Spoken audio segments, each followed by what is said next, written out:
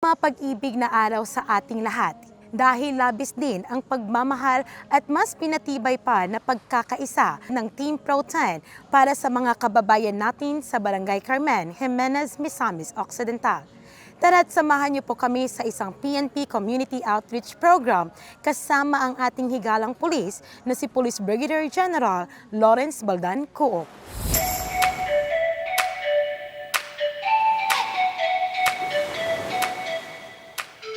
Mas pinatibay pa ng Team Pro 10 ang ugnayan ng kapulisan, simbahan at pamayanan dahil sa sunod-sunod na community outreach program na naisagawa ng ating kapulisan sa buong Rehiyon 10. Kaya naman sa araw na ito, hindi nagatubiling maglakbay ang Team Pro 10 patungo sa liblib na lugar ng Misamis Occidental upang ihandog ang PNP Community Outreach Program sa mga residente ng Barangay Carmen, Jimenez, Misamis Occidental.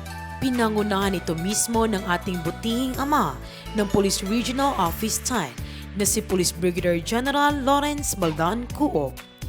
At sa tulong din ng lokal na pamahalaan ng Jimenez Municipality, different agencies, force multipliers and advocacy support groups, at lalo na ang Governor ng Misamis Occidental na si Attorney Henry S. Wamina. Ito ay matagumpay na naisakatuparan. Iba't ibang serbisyo ang naibahagi sa mga residente sa naturang programa, tulad ng medical and dental check-up, pamimigay ng gamot at bitamina, libreng tuli at libreng gupit, feeding program at iba pa. Namahagi din ang ating kapulisan at lokal na pamahalaan ng food packs, basic goods at mga kinakailangang kagamitan na siyang nagbigay ngiti sa bawat pamilya. So magandang araw sa ating lahat. Dito tayo sa municipality ng Jimenez, sa barangay ng Carmen. So nandito kami, nandito ang kapulisan, nandito ang LGU, nandito ang mga provincial government, municipal government, nagbigay ng serbisyo dito sa mga kababayan natin sa barangay na ito. So ito ang mga Gilas Barangay, ito ang pina-priority ng ating kapulisan upang mabigyan ng ayuda at o tulong ang ating mga kababayan na nahihirapan dahil sa impluensya dati sa mga Communist Party of the Philippines.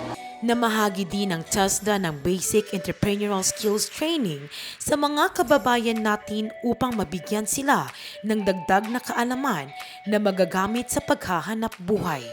Hindi rin nagpapahuli ang turnover of Quick Impact Project ng RPSB o Revitalized Police sa barangay na siyang naibahagi sa mamamayan ng Carmen, Jimenez, Misamis Occidental tulad ng chest freezer, food grinding machine, sewing machine at solar charging station and panel na siyang magagamit na pangkabuhayan sa mga residente sa naturang lugar.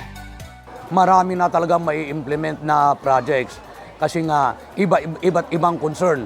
So yung basic na concept ng RPSB kung saan makukuha natin pangangailangan ng mamamayan dito sa liblib na lugar ay nandoon na, nabibigay na natin at nai-implement nila. Nakita naman natin.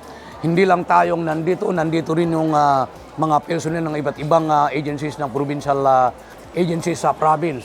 O nakapagbigay din sila ng mga services na iyon po yung concept ng LCAC, yung Whole of the Nations approach.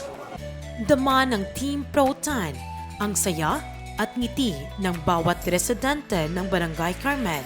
Kaya naman kahit gaano kapagod at kalayo pa man ang kanilang pinanggalingan, patuloy pa rin ang kapulisan sa paghatid ng serbisyo at kasiyahan sa puso ng bawat Pilipino.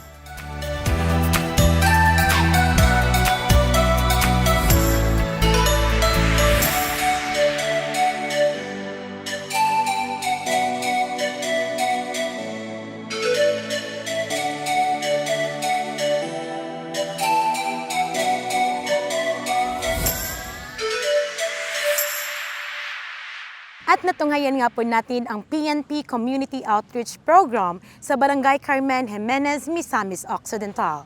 For more videos and updates, you can subscribe our YouTube channel, Police Regional Office Tan, and you can also follow our Facebook page, PB Jan Lawrence B. Coop. Muli, ito po ang inyong sasilay para sa inyong Higalang Police, kanunay at your service.